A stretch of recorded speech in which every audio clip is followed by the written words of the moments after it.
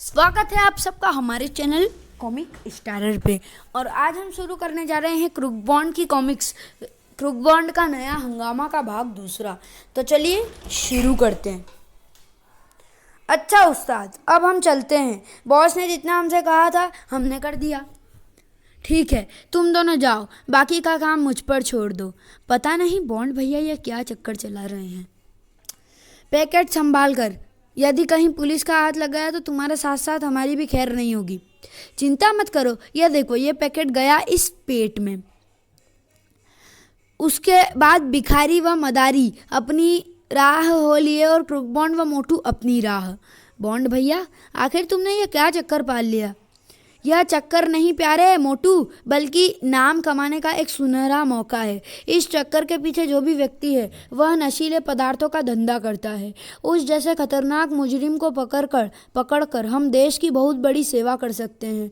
और तुम देखना मैं किस तरह इस धंधे में लिप्त तमाम लोगों को जेल की सलाखों के पीछे पहुंचाता हूँ। मदारी व भिखारी से लेकर उनके बॉस तथा वे जो बॉस से नशीली द्रव्य लेकर दूसरों को बेचते हैं, कोई भी मेरे हाथों से नहीं बचेगा।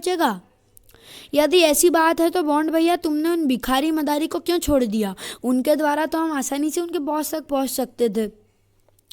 मुझे विश्वास है कि वो दोनों अपने बॉस का अता पता नहीं जानते होंगे। यदि वे बॉस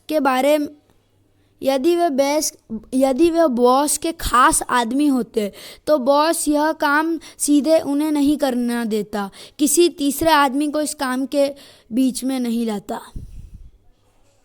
सॉरी दोस्तों, मुझे विश्वास है कि वो दोनों अपने बॉस का अता पता नहीं जानते होंगे। यदि वो बॉस के खास आदमी होते तो बॉस यह काम सीधे उन्हीं से करा लेते, किसी तीसरे आदमी को इस काम के बीच में नहीं लाते। यदि हम अभी इसी समय उन पर हाथ डाल लेते तो बॉस व अन्य लोग सतर्क हो जाते और हमारा कार्य अधूरा रह जाता। हाँ, यह बात तो है। चलो अब कपड़े के पैकेट को बॉक्स में डालो और पीछे बैठ जाओ। ओके बॉन्ड भैया, फिर शीघ्र ही। हा हा हा, देखा मोटू भाई, कैसा विचित्र संयोग हुआ। न हम ऐसे कपड़े पहनते, न तुम ऐसी कटिंग कराते, न मदारी भिखारी हमें अपने बॉस का आदमी समझते और न हमें एक अपराधी का पता चलता। तुम ठीक कहते हो बॉन्ड भैया, लेकिन अब हम चल कहाँ रहे हैं? लिंक रोड, कोठी नंबर 13, जहाँ हमें नशीले पदार्थों का पैकेट सप्लाई करने के लिए कहा गया है। सबसे पहले हम उसी को पकड़ेंगे। तो क्या सेठ गूंगामल जी से मिलने का विचार तुमने त्याग दिया? नहीं, उसकी कोठी भी लिंक रोड पर ही है, मौका पाकर उनसे भी मिल लेंगे। बॉन्ड भैया, क्यों न कोठी नंबर 13 में प्रविष्ट होने से पहले हम पुलिस को भी फ़ोन कर दें। कोई अड़चन आएगी तो पुलिस संभाल लेगी। वाह प्यारे मोटू, जिंदगी में पहली बार की है तूने अक्लमंदी की बात। वास्तव में अब तू भी मनमौजी की तरह बुद्धिमान होता जा रहा है, यानी एक कुत्ते की तरह। सत्यानाश, भला तारीफ करने का यह भी कोई तरीका है? कुछ देर बाद क्रूक बॉन्ड ने मोटरसाइकिल एक पब्लिक टेलीफोन बूथ के सामने रोक दी और hello, Ramnagar police station, uncle पटाखा सिंह जी, यह मैं हूँ क्रूक बॉन्ड, चेला ऑफ जेम्स बॉन्ड। अरे यह तुम हो, कहो क्या बात है? अंकल, यदि आपको नशीले पदार्थों का धंधा करने वाले गिरोह को पकड़ना है तो तुरंत लिंक रोड, कोठी नंबर 13 पर पुलिस बल के साथ पहुंच जाइए। मैं भी आपको वहीं मिलूंगा। हेलो क्रूक बॉन्ड, तुम कहाँ से बोल रहे हो और तुम्हें यह कैसे मालूम हुआ कि कोठी नंबर 13 में नशीले पदार्थों के तस्कर सक्रिय हैं? हेलो। लेकिन क्रूक बॉन्ड आगे कुछ नहीं बोला और रिसीवर रखकर बूथ से बाहर निकल आया। मैंने अंकल पटाखा सिंह को फ़ोन कर दिया है। मुझे विश्वास है डैडी के साथ वे जल्दी ही वहाँ पहुँच जाएंगे। फिर तो हमें देर न करते तुरंत लिंक रोड पहुँचना चाहिए। तुम ठीक कहते हो, चलो। अगले ही पल क्रूक बॉन्ड की मोटरसाइकिल लिंक रोड की ओर दौड़ी चली जा रही थी। लगभग 20 मिनट बाद वह सामने रही कोठी नंबर 13। नीचे उतरो। मोटू के उतरने के बाद क्रूक बॉन्ड ने मोटरसाइकिल एक तरफ खड़ी की और दोनों कोठी के मुख्य द्वार पर जा पहुंचे। अरे बॉन्ड भैया, जरा नेम प्लेट को तो देखो। सेठ गूंगामल 13 लिंक रोड। हैं, सेठ गूंगामल?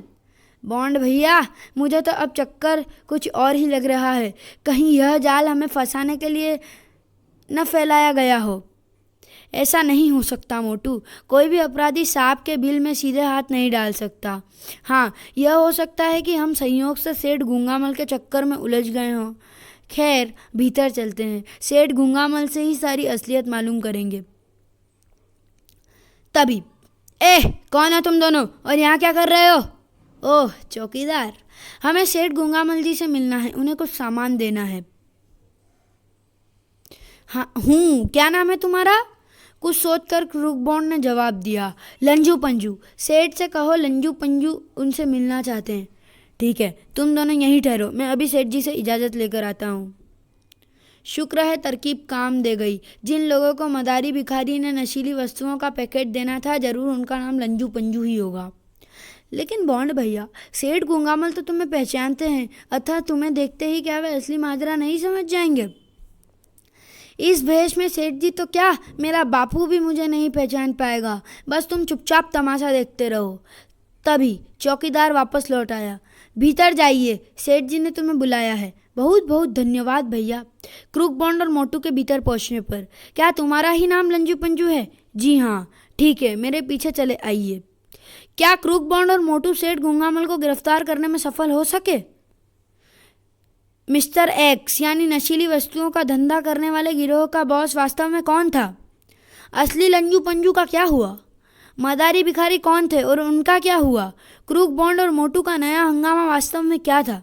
इन प्रश्नों के उत्तर जानने के लिए मनोज कॉमिक्स में क्रूकबॉन्ड का एक बेहद रोचक एवं हास्य भरपूर कारनामा पढ़ें, क्रूकबॉन्ड की यमलोक यात्रा क्रमशः। तो चलिए दोस्तों, मिलते हैं क्रूकबॉन्ड की यमलोक यात्रा में। तब तक के लिए good bye, thanks for watching.